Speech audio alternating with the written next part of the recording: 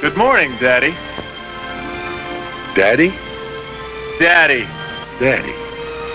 Well, son, since you haven't learned to respect your elders, it's time you learn to respect your betters. And I don't know how many times I've been hit by him on film, but it's quite a collection.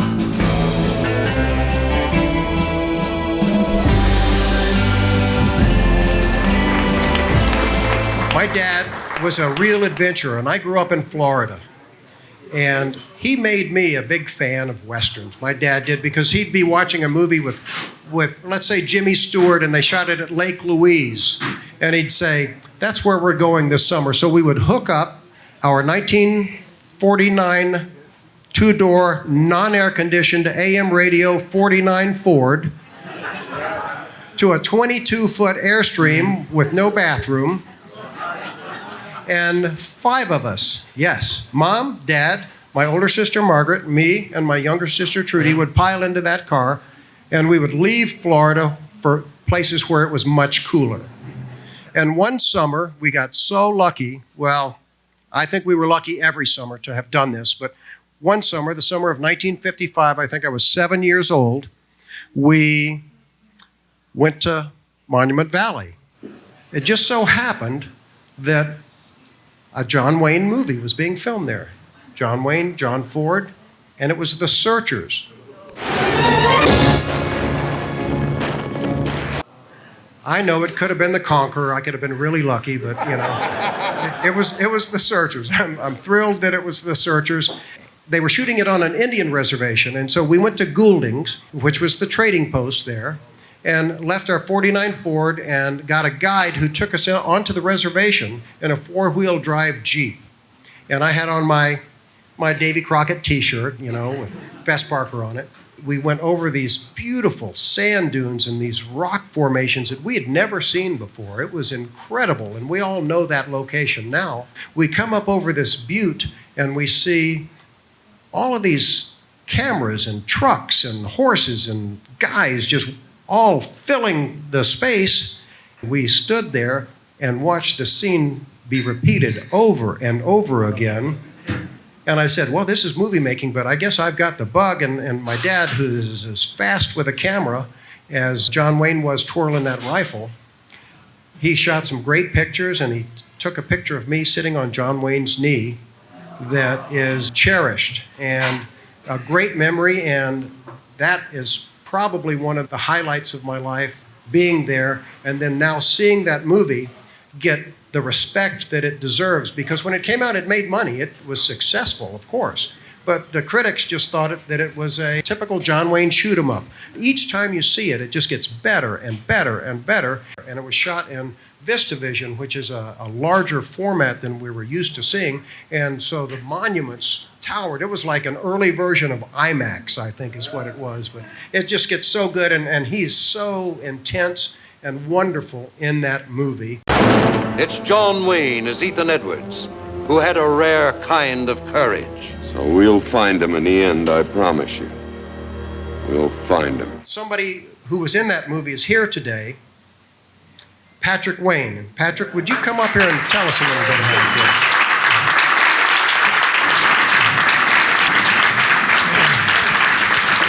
And if you don't hear my first holler, you better read my mind, because I don't aim to raise no 2 hollers on any subject at hand. Yes, sir. Boy, watch that knife. Hey, I have to tell you that on the set of The Searchers, when you were visiting there, my attention was more focused on Natalie Wood, and I don't remember seeing you there. You can understand, right? Well, I don't remember seeing Natalie Wood either. I was 7 years old. I know that a lot of camaraderie always goes on in the films. Was he different in this film because the character was so different for him? Oh, no. His character ended when the director said cut. He certainly wasn't like that. In fact, he wasn't like any of his characters. He was a much richer person, and thank God for that. He got away with murder in that picture. Stand aside, Martin. Oh, you don't, Ethan. Ethan, no, you don't! Stand aside. He was a nasty nasty, ornery character throughout about 97% of the film, and only redeems his character at the end when he scoops the girl up in his arms and takes her back to her family, which in real life didn't happen.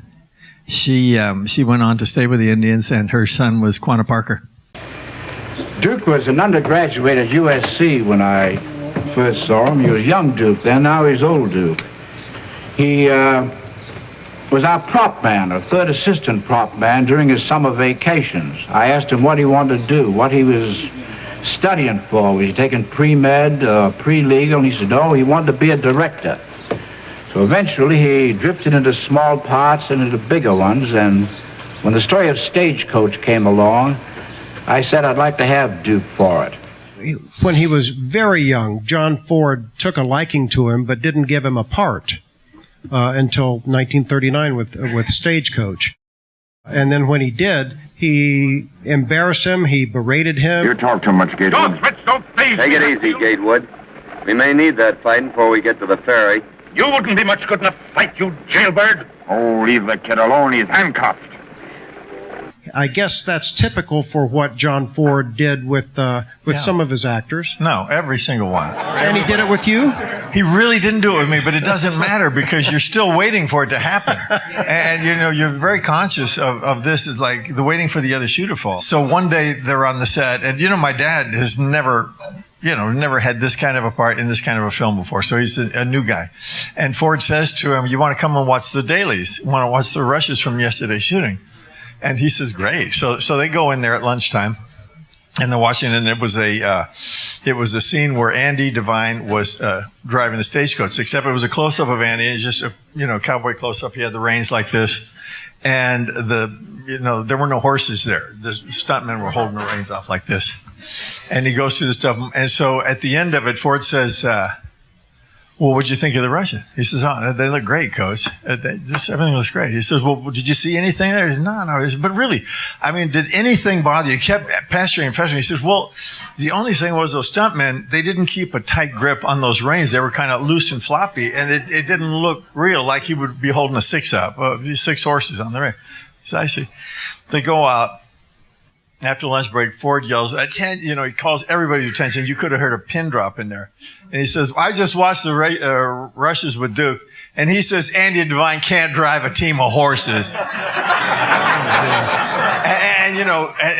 Andy, of course, immediately knew what happened. So nothing came of it. But he could be pretty funny. But he never did anything like that to you? He never did. No, not on a set or anything. I remember we were flying someplace, and I was playing gin rummy with him, and I thought I was a pretty good card player, and I thought, well, I'm just going to let this old man win this game. So I really thought I was letting him win, but whatever. He won. He did win. And he says, from now on, just play with Ward Bond and small boys. Okay, well, whatever. North to Alaska, I think, was the first time they tested adding comedy to the Western genre. But in McLINTOCK, as well as in Big Jake. Time! This is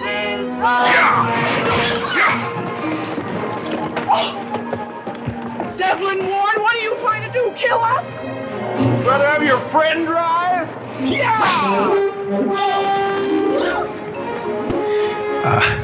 I have a reel at home doing a little skit at this club I belong to called the Bohemian Club. And so this guy was talking to me about my relationship with my dad.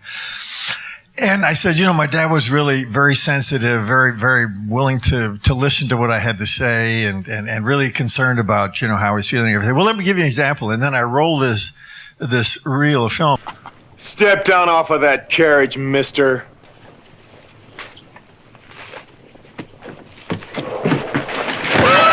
Basically, all it is cuts of him hitting the shit out of me, knocking me on my ass, and it ends up with him shooting me in the stomach.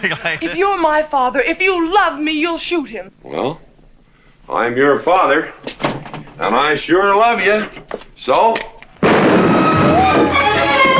Oh, you shot him! You really shot him! Hey! He dies! If he dies, he'll be the first man ever killed with a blank cartridge. We use this to start the races on the 4th. Big Jake, you played his son in that, And that on-film relationship was hysterical. You got some funny lines in that, and he did too. Yeah. Good morning, Daddy. Daddy? Daddy. Daddy. Well, son, since you haven't learned to respect your elders, it's time you learn to respect your betters. And I don't know how many times I've been hit by him on film, but it's quite a collection anyway. One of my favorites is The Searchers, and I think my real favorite is She Wore a Yellow Ribbon, featuring Old Duke here. Thank you. You're welcome.